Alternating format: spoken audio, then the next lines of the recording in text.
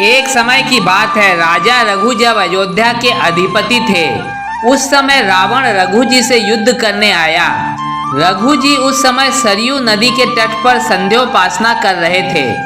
जब वो बाहर आए तब रावण उनका इंतजार कर रहा था कि वो उनको द्वंद्व युद्ध के लिए ललकारेगा। जब राजा रघु बाहर आए तत्काल राजा रघु ने एक चुल्लू में भरकर जल लिया और उस जल को दक्षिण दिशा में फेंक दिया। फिर उन्होंने आचमन प्राणायाम करके गीले वस्त्रों को त्याग दिया और नए वस्त्र धारण किए। रावण भी महाविद्वान था। उसने रघु जी से कहा कि महाराज, संध्योपासना करके चुल्लू भर जल लेकर दक्षिण दिशा की ओर फेंकने की विधि तो आज तक हमने कहीं भी किसी भी ग्रंथ में पढ़ी नहीं और ना ही कहीं सुनी। आप तो परम वेदज्ञ हैं, आपने यह क्या किया? तब राजा रघु बोले कि दंडकारण्य क्षेत्र में एक अग्निहोत्र ब्राह्मण की जो गाय है उस पर एक सिंह ने आक्रमण किया था, तो मैंने इस जल को फेंक करके उस सिंह का वध कर दिया और उस ब्राह्मण के गाय की रक्षा की है। क्योंकि राजा का धर्म है कि वह ब्राह्मण के धर्म की रक्षा करे और ब्राह्मण का धर्म अगर सुरक्षित रहेगा तो प्रजा का धर्म सुरक्षित रहेगा और राजा का भी धर्म सुरक्षित रहेगा, क्योंकि ब्राह्मण ही प्रमुख है। तब यह सुनकर रावण को बड़ा आश्चर्य हुआ कि राजा रघु यहाँ बैठकर संध्या भी कर रहे हैं और उन्हें यह भी पता चल रहा है कि यहाँ उनके राज्य में कहाँ क्या हो रहा है। वे तो बड़े त्रिकालदर्शी हैं और बड़े सामर्थ्यवान हैं कि यहीं से एक चुल्लू जल से उन्होंने शेर का काम तमाम कर दिया। रावण को विश्वास नहीं हुआ और तत्काल पुष्पक विमान में बैठ करके उसी जगह पर पहुंचा। रावण ने वहां पहुंचकर यह देखा कि वह अग्निहोत्र ब्राह्मण राजा रघु को आशीर्वाद दे रहा था मंत्र पढ़ करके, और ब्राह्मण के नेत्रों से अश्रुधारा बह रही थी। वह ब्राह्मण कह रहा था कि मैं अग्निहोत्र ब्राह्मण हूँ, अगर मेरी गाय नष्ट हो जाती तो मेरा अग्निहोत्र ही नष्ट हो जाता। मैं किसी दूसरे से दान लेता नहीं हूँ, निरंतर धर्माचरण करता हूँ। मेरे धर्म की रक्षा की राजा रघु ने। धन्य है रघु, तुमने मेरे धर्म को बचा लिया। रावण समझ गया कि राजा रघु है वो विलक्षण पुरुष। वह लौट कर आया, बोले महाराज, हमने सुना है कि आप बड़े ब्राह्मण भक्त हैं। तब राजा रघु ने कहा कि हाँ, लोग कहते तो हैं कि गौ और ब्राह्मण का मैं भक्त हूँ। रावण ने कहा कि तो आप कभी किसी ब्राह्मण को विमुख नहीं करते हैं, वो जो मांगता है आप दे देते हैं। तब राजा रघु ने कहा कि हाँ, बात तो ऐसी ही है, ब्राह्मण कुछ भी मांगे मैं दे देता हूँ। ब्राह्मण अगर कहे कि मैं तुम्हारा मस्तक चाहता हूँ तो मैं अपना मस्तक भी दे दूँ। रावण बोला कि तो मैं आपसे युद्ध की भिक्षा चाहता हूँ। मैं ब्राह्मण हूँ, भिक्षा देने का मेरा अधिकार है। मैं युद्ध की भिक्षा आपसे चाहता हूँ। रघु जी हंसे और बोले कि ब्राह्मण तो अन्न की भिक्षा लेता है, युद्ध की भिक्षा तो नहीं लेता है। लगता है तुम ब्रह्मत्व से च्युत हो गए और इसलिए युद्ध की भिक्षा चाहते हो। मेरी प्रतिज्ञा है कि मैं गौ और ब्राह्मण पर अस्त्र नहीं उठाता हूँ। भले ही तुम पथभ्रष्ट हो गए हो पर ब्राह्मण हो, इसलिए मैं तुम्हारे इस प्रस्ताव को स्वीकार नहीं कर सकता। तुम और कुछ मांग लो। तब रावण ने कहा कि नहीं नहीं, हमको तो युद्ध की ही भिक्षा चाहिए। तब रघु जी हंसे और बोले कि देखो, बराबरी वाले से युद्ध करना चाहिए। तुम हमारी शक्ति और बल की समानता नहीं कर सकते हो, हम तुमसे क्या लड़ें। तब रावण ने कहा कि अरे, मैं त्रिलोक विजयी हूँ, मैंने यमराज के छक्के छुड़ा दिए, मेरे पुत्र ने इंद्र को बंदी बना लिया, मेघनाद ने। इंद्रजीत उसका नाम हो गया, जिसके कारण मैं बहुत शक्तिशाली हूँ। मैंने कैलाश पर्वत को उठा लिया। तब राजा रघु बोले कि तुम चाहे जितना भी शक्तिशाली हो, हम अभी बता देते हैं कि तुम्हारी शक्ति कितनी है और हमारी शक्ति कितनी है। रघु जी वहीं बैठ गए और उन्होंने सरयू जी के किनारे मिट्टी में अपनी हाथ फिराकर अपनी तर्जनी उंगली से लंका का सारा नक्शा बना दिया। बोले, यही है ना आपकी लंका? तब रावण बोला, हाँ महाराज, यही है। राजा रघु ने रावण को वहां बैठे बैठे उसकी लंका का सारा नक्शा बनाकर बता दिया। रावण ने कहा कि आश्चर्य है, आप यहीं से बैठकर मेरी लंका के बारे में कैसे जान गए?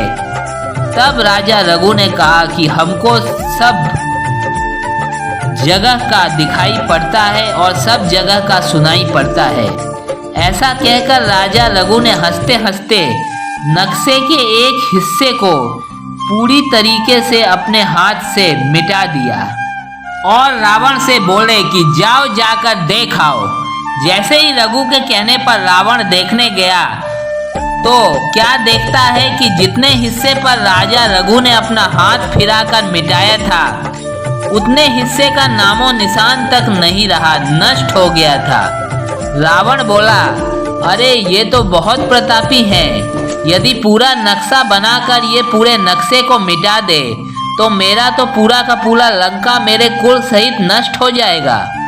तब रावण ने सोचा कि ऐसे प्रतापी राजा को तो किसी भी तरीके से समाप्त करना चाहिए।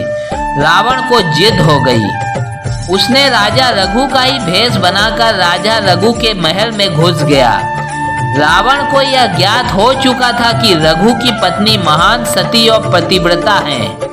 जिस घर में नारी पतिव्रता होती है उस घर के पुरुष का कोई बाल भी बांका नहीं कर सकता, भले ही वो जालंधर जैसा असुर ही क्यों ना हो। वृंदा का सतीत्व जब तक नष्ट नहीं हुआ तब तक भगवान भी जालंधर का कुछ नहीं बिगाड़ सके। तो रावण ने सोचा कि रघु की पत्नी का यदि सतीत्व नष्ट करें तो रघु का वध हो जाएगा, रघु पर हमारी विजय हो जाएगी। जब रावण रघु का स्वरूप धारण करके वहां गया तो महासती जो रघु की पत्नी थी उन्होंने कहा कि अरे यह तो महाराज रघु नहीं है, यह कौन दुष्ट अंतःपुर में महाराज का भेष धारण करके प्रविष्ट हो चुका है। जैसे जुगनू सूर्य की बराबरी नहीं कर सकती वैसे ही राजर्षि महाराज रघु की बराबरी ये बहुरूपिया कैसे कर सकता है। और वो महासती तत्काल अंतर ध्यान हो गई। रावण को दोबारा दिखाई नहीं पड़ी रघु की पत्नी। अब रावण वहां से भागा। उसने सोचा कि अब तो कहीं भी दाल नहीं गलेगी, न राजा रघु के पास गली न ही उनकी धर्मपत्नी के पास गली। इधर जब रघु जी वापस महल में आए तो उन्होंने देखा कि महारानी बहुत उदास है। उन्होंने पूछा कि तुम इतनी उदास क्यों हो देवी? महारानी ने कहा कि स्वामी, ऐसे राक्षस राज रावण ने यहाँ पर आकर उपद्रव किया। मैं इसलिए दुखी हूँ कि उसकी कुदृष्टि मुझ पर पड़ गई। तब राजा रघु को बहुत क्रोध आया कि नहीं, रावण ने तो अब मर्यादा का बहुत ही अतिक्रमण कर दिया है, अब तो उसे मुझे अनुशासित करना ही पड़ेगा। तब राजा रघु ने तुरंत अपने तरकस से बाण निकाला। जैसे ही बाण निकाला पृथ्वी कांपने लग गई। ब्रह्मा जी तुरंत प्रकट हो गए और कहा, महाराज रघु, मैंने 72 चतुर्युगी की आयु रावण को प्रदान की है। मेरे लिखे हुए को तुम मिटाओ मत, अभी उसका मरने का समय आया नहीं है। और तुम बाण का प्रयोग करोगे तो तुम्हारा बाण अमोघ है, वह मरे बिना रहेगा नहीं। फिर आगे जो हमने विधान बना रखे हैं कि तुम्हारे ही वंश में राम जी का अवतार होगा और राम जी के हाथों रावण की मृत्यु होगी। सब बात झूठी हो जाएगी, सारा इतिहास बिगड़ जाएगा। इसलिए आप क्रोध का त्याग करके उसे क्षमा कर दें। राजा रघु ने कहा कि पितामह, आपकी आज्ञा स्वीकार है, लेकिन मेरा बाण तरकस से निकल चुका है। अब बिना रावण के वध के वह भीतर प्रविष्ट नहीं हो सकता। ब्रह्मा जी ने कहा कि उसकी मर्यादा हम बचा लेते हैं, यह बाण हमको दे दो, हम अपने पास रखेंगे, उसी बाण से रावण का वध होगा। ब्रह्मा जी वह बाण अपने साथ ऐसा कहकर ले गए।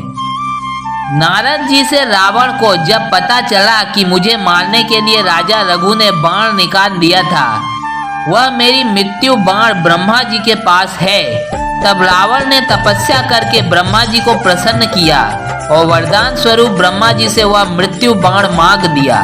ब्रह्मा जी ने रावण को वह बाण दे दिया। रावण ने वह बाण अपने अंतःपुर में अपने महल में एक खंभे के भीतर चुनवा दिया। लेकिन यह रहस्य रावण के अतिरिक्त उसकी पत्नी मंदोदरी के अलावा लंका में किसी को भी ज्ञात नहीं थी। अब जब युद्ध में बार बार राम जी के बाणों से रावण के हाथ पैर कटने लगे किंतु रावण मरा नहीं, तो फिर राम जी थोड़े से उदास हो गए, क्योंकि वे नर लीला कर रहे थे। उन्होंने विभीषण की ओर देखा। विभीषण ने कहा कि इसकी नाभि में अमृत है और उस अमृत को सोखना होगा और एक विशिष्ट बाण है, उस बाण का प्रयोग करना होगा, तब वह मरेगा, नहीं तो वह नहीं मरेगा। विभीषण ने उस बाण के बारे में राम जी को सब कुछ बता दिया, सारा इतिहास उस बाण का सुना दिया और कहा कि उस बाण को रावण ने छुपा कर रखा है, परंतु वह मुझे ज्ञात नहीं है कि उस बाण को कहाँ पर रखा है। हो सकता है कि रावण ने मेरी भाभी मंदोदरी को उस बाण के बारे में कुछ बताया हो कि वह बाण कहाँ रखा है। हो सकता है कि रावण के महल में मंदोदरी भाभी से कुछ पता लग जाए।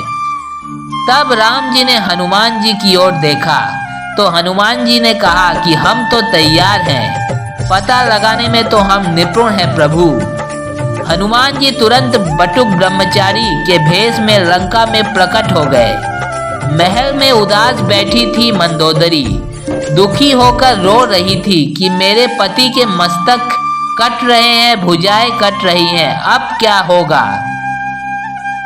हनुमान जी बटुक ब्रह्मचारी के भेष में मंदोदरी के सामने आए और बोले, रावण की जय हो, रावण की विजय हो, रावण का कोई कुछ भी नहीं बिगाड़ सकता, रावण की विजय हो।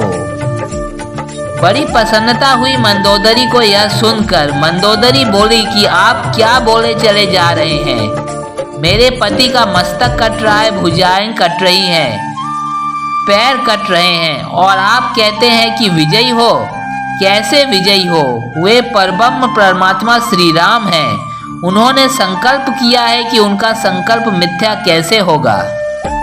हनुमान जी बोले, वह तो नहीं होगा, मैं भी ज्योतिष का प्रकांड पंडित हूँ, भूत भविष्य वर्तमान सब जानता हूँ। एक बाण है जो रावण ब्रह्मा जी से मांग कर लाया है, वह बाण जब तक उसका प्रयोग नहीं होगा तब तक रावण का वध नहीं होगा। हमको पता है वो बाण कहीं नहीं है, यही इसी अंतःपुर में है, इसलिए रावण की ही विजय होगी। इतना सुनते ही मंदोदरी बहुत प्रसन्न हो गई और उसके मुख से निकल गया कि महाराज अब आपकी ज्योतिष पर विश्वास हो गया, वो बाण इसी महल में इस खंबे के भीतर है। मुंह से निकल गई मंदोदरी के यह बात। हनुमान जी ने तुरंत उस खंबे में एक लात लगाई और खंबा तोड़ करके बाण हाथ में ले करके जय श्री राम कहकर वहां से चले गए एवं राम जी के सम्मुख प्रकट हो गए। तब राम जी ने उस बाण का संधान करके रावण की नाभि से अमृत कुंड सुखाकर उसी रघु जी के बाण से रावण का वध कर दिया।